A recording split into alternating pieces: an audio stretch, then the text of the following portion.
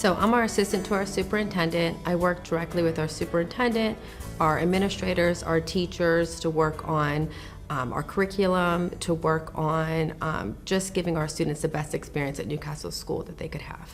Now, your undergraduate school was where? So I started off at Duquesne University, majored in English, and then after my teaching degree, I went on to Clarion for my master's in curriculum instruction. Then I went to Gannon for my principal certification, my letter of eligibility for superintendent, and then I also finished my PhD there in organizational leadership. So you were up there in the snow belt up there, Gannon's near Erie. Yes. Yeah. And Dr. Palladino, he basically said he was an Edinburgh guy too.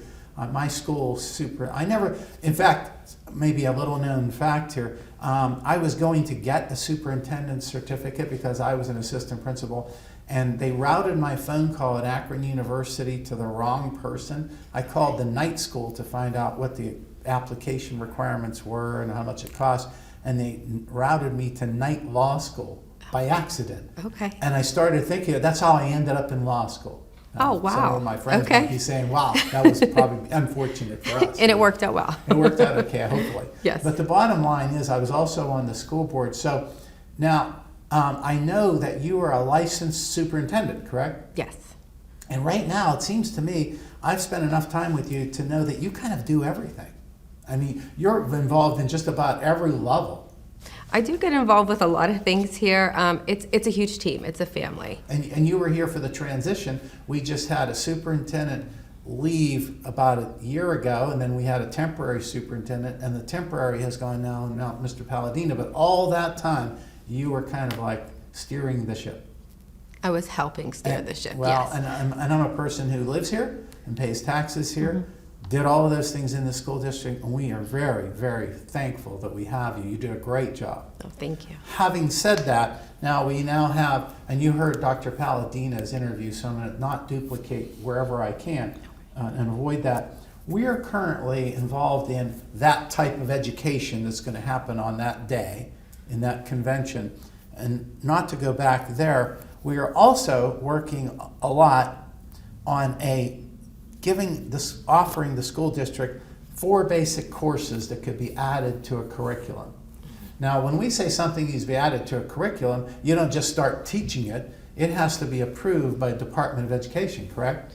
So what we do is we write our course book of studies, and then we present it to our school board of directors, and they make a recommendation to approve it. Okay, and obviously this is something we're doing through Dr. Respris. And you have some history with Dr. Respris? Yes, she was my administrator when I was a teacher. Okay, and she's in Texas now. Yes. And she's been working on a curriculum because you're extremely busy. And it's been literally all her, not us. Or basically giving her some ideas, and she's putting them together. It's an amazing intellect. And so she has now draft forms that will go. And I guess what happens here is that needs to go to a committee. Okay, and it's a committee of who?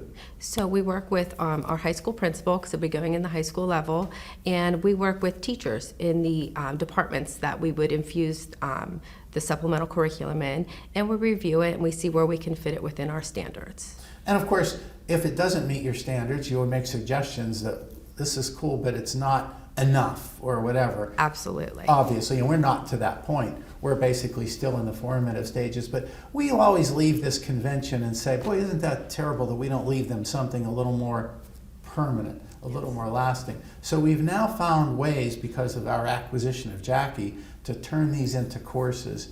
And I think that we're probably, with any luck, maybe have them finalized by April 17th, the day of the deal here.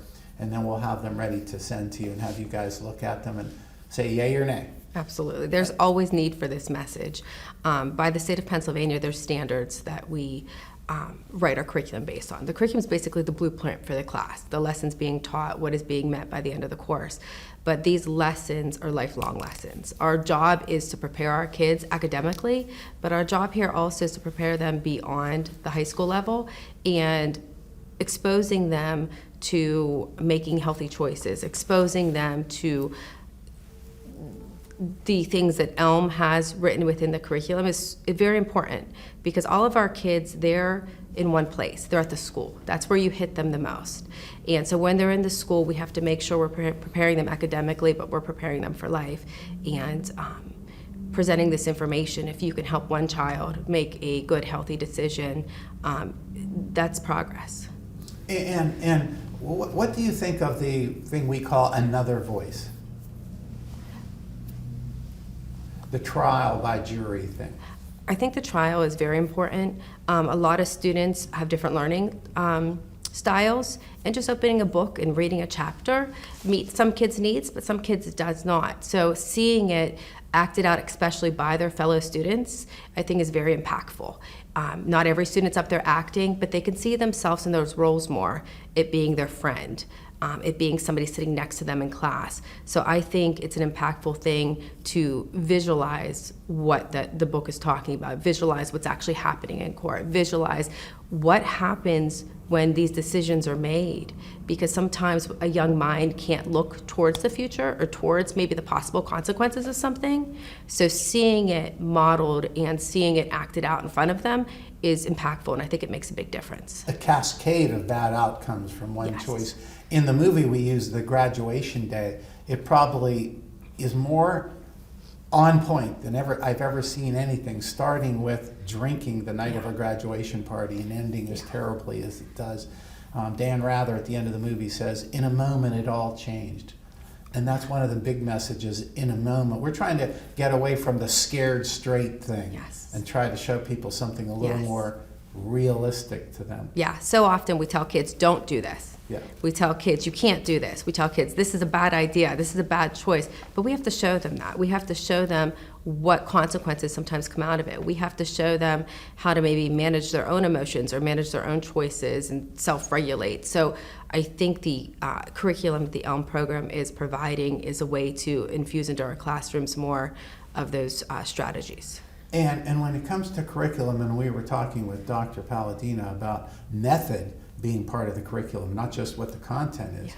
But if you take a video, the video takes about 20 minutes, and you'll have a lifetime of all kinds of things they'll take away from that. But 20 minutes isn't very long. So the video thing, we're really starting to see now that the human brain can process millions of calculations per second. It's a supercomputer nobody could ever duplicate. So to some extent, that 20 minutes can easily skip past some valuable lessons. So that's why we're really excited about the hundreds of hours of videos we have now. So a classroom teacher could take that 20-minute video and use it all semester and stop it wherever he or she wanted it to. That 20-minute video can spawn a lot of conversation. It can spawn a lot of thinking. It can spawn a lot of kids stopping, reflecting, thinking. So even though it's 20 minutes, a lot can come out of that with the conversations that could be healthy for kids' futures.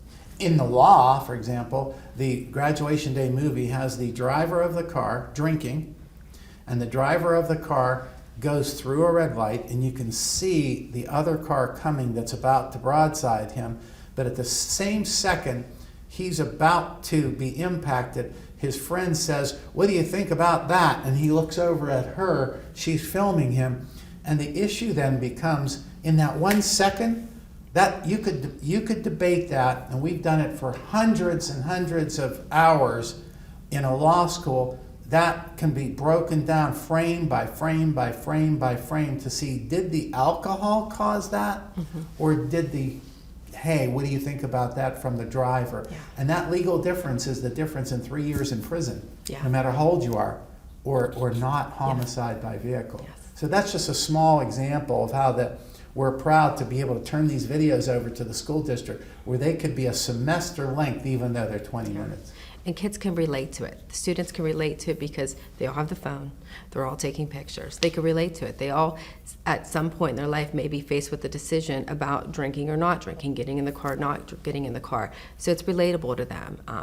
And a lot of people say, "Oh, that can never happen to me," but unfortunately, it could happen to anybody. So exposing them to that can help impact their decision if they're faced with something like that. Someday when we're not on film here, I'll tell you about how I never thought it would happen to me. About 12:55, just Anyway, FYI. so, okay, so is there anything else you wanted me to ask you to identify? Because you have at 1 o'clock, you have a thing. No, I think we're just happy to be a part of this.